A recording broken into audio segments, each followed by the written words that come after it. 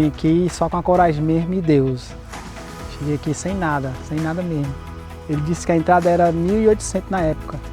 Aí ele, rapaz, eu vou lhe ajudar, eu vou lhe parcelar essa entrada. E 6 vezes, corri atrás.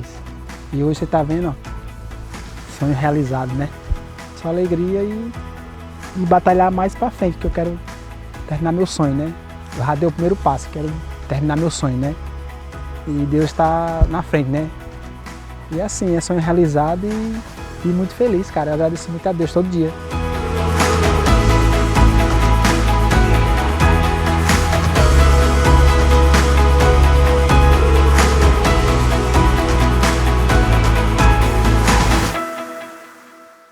Moura é mais.